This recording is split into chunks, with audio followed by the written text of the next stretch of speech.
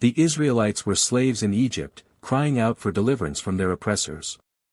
God heard their plea and chose Moses to be their leader, calling him from a burning bush in the desert.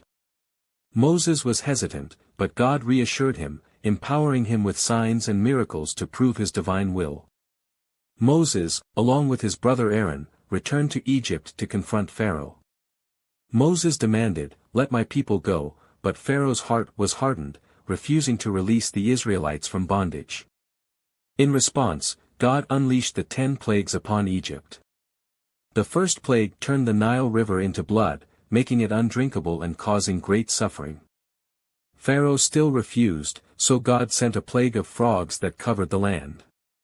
Following the frogs came swarms of gnats and flies, yet Pharaoh remained defiant. Then, the livestock of the Egyptians died, and painful boils afflicted the people. A devastating hailstorm destroyed the crops, followed by a swarm of locusts that devoured what remained. Despite the destruction, Pharaoh's heart remained unyielding. God sent 3 days of total darkness across Egypt. Yet, Pharaoh still refused to let the Israelites go, leading to the final and most terrible plague. God instructed Moses to tell the Israelites to mark their doors with lamb's blood so the angel of death would pass over them. That night, every Egyptian firstborn died, including Pharaoh's son. Broken by grief, Pharaoh commanded Moses and the Israelites to leave Egypt. They left hastily, carrying with them the treasures of Egypt, beginning their journey toward freedom. As they journeyed, God guided them with a pillar of cloud by day and a pillar of fire by night, leading them towards the Red Sea. But Pharaoh soon changed his mind and pursued them.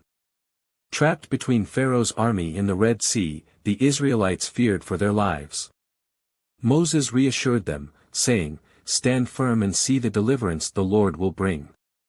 Moses stretched his staff over the sea, and God parted the waters, creating a dry path for the Israelites to walk through. They crossed safely, with the walls of water towering beside them.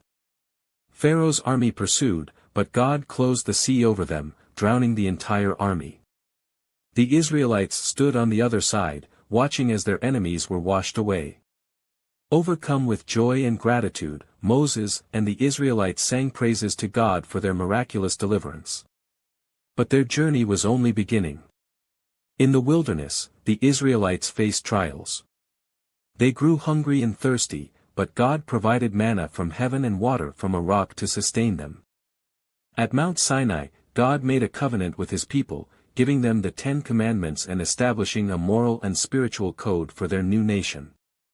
Despite witnessing God's miracles, the Israelites often doubted and disobeyed. While Moses was on the mountain, they built a golden calf, angering God. Moses interceded for the people, asking God to forgive their sin. God's mercy prevailed, but the Israelites faced further challenges as they journeyed toward the Promised Land. The Israelites wandered in the wilderness for 40 years due to their lack of faith. Yet, God remained with them, guiding and providing for their needs. Moses, though faithful in leading the people, was told by God that he would not enter the Promised Land. He would only see it from a distance, standing atop Mount Nebo. As the end of his life approached, Moses blessed the people of Israel, passing leadership to Joshua, who would guide them into the Promised Land. Moses' life and the Exodus represent God's power, faithfulness, and the resilience of his chosen people. It is a story of deliverance, covenant, and the birth of a new nation under God's care. If you like the story, please subscribe to support the channel.